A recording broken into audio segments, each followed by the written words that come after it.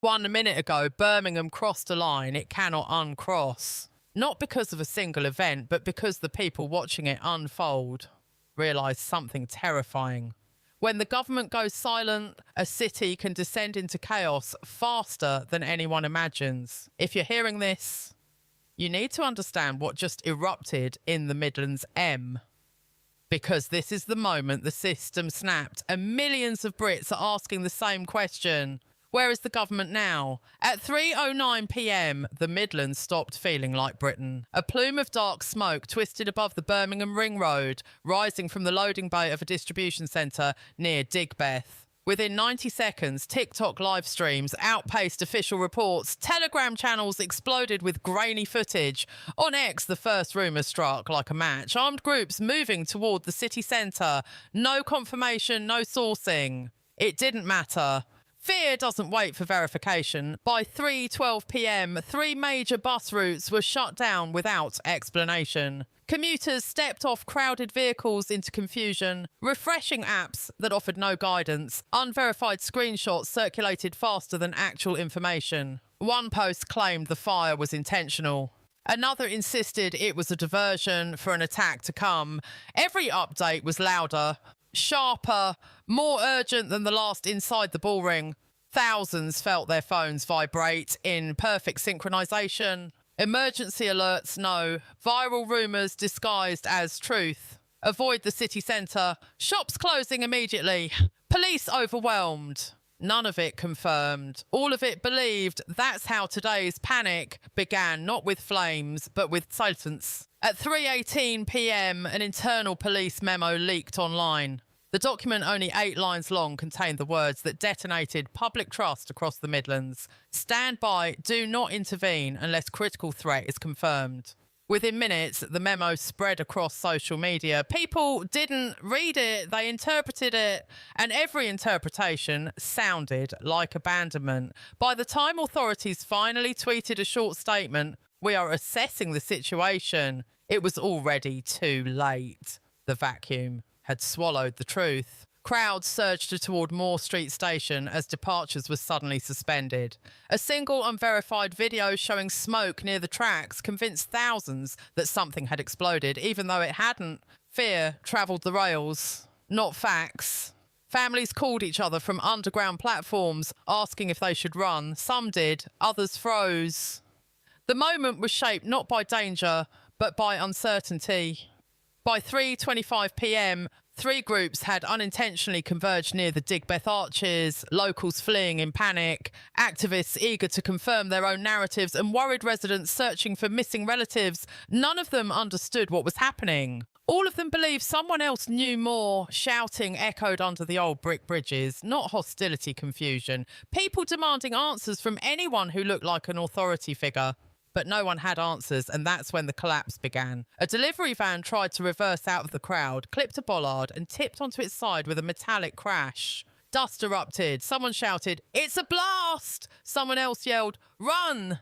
The fear, already simmering, instantly ignited. People scattered in every direction, convinced they were escaping something catastrophic. No explosion, no threat, just panic dressed as disaster. Meanwhile, the government remained completely silent. News outlets lagged behind social media by nearly 20 minutes. Official sources offered caution, while influencers offered certainty.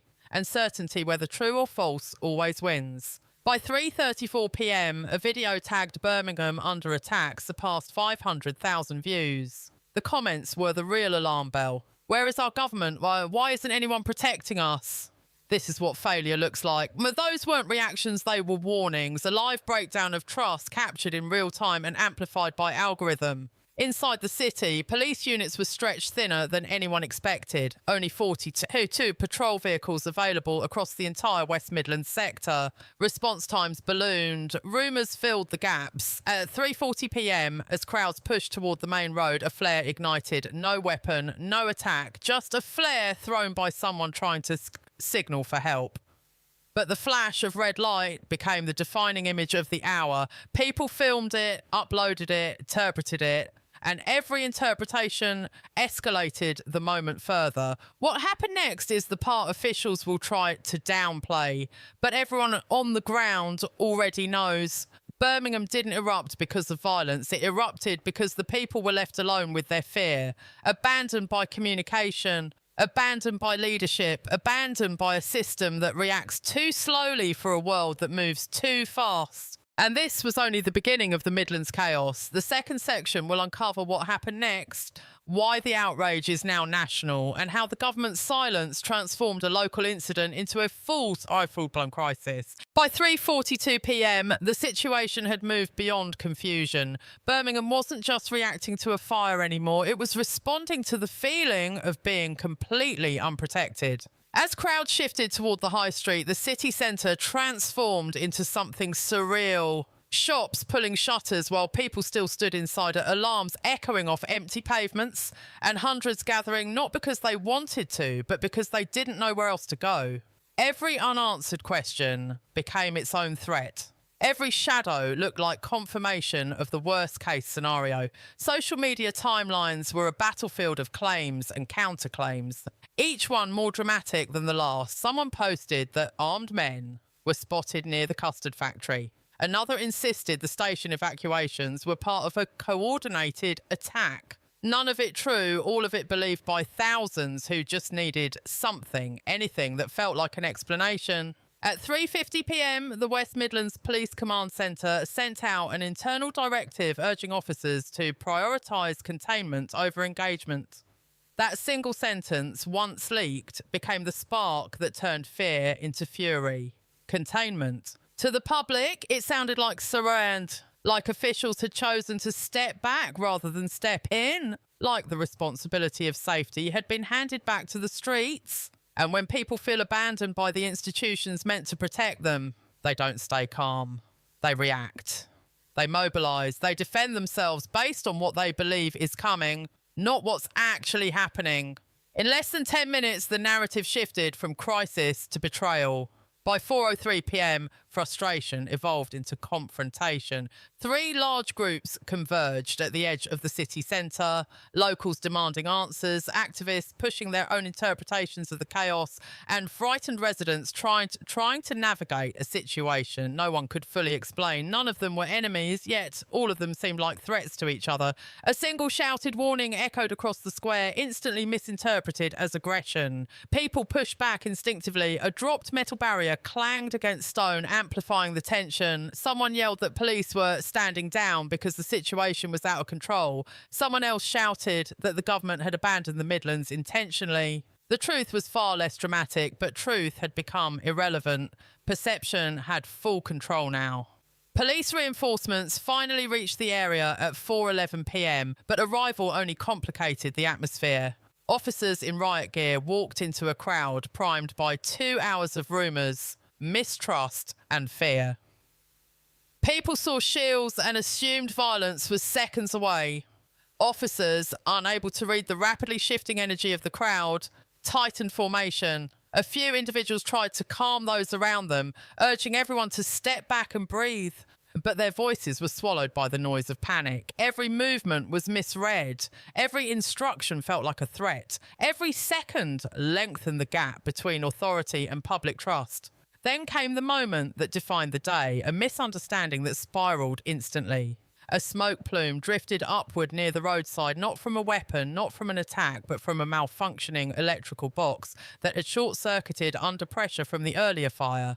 But to a crowd primed by fear, the billowing smoke looked like confirmation of everything they had been warned about online. People screamed, people ran. Phones shot into the air, capturing a moment that seemed catastrophic, even though the reality was painfully mundane.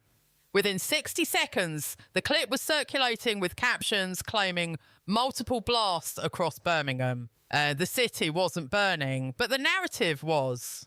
Yet even in the middle of chaos, something else began to emerge, something quieter, something the headlines would later ignore.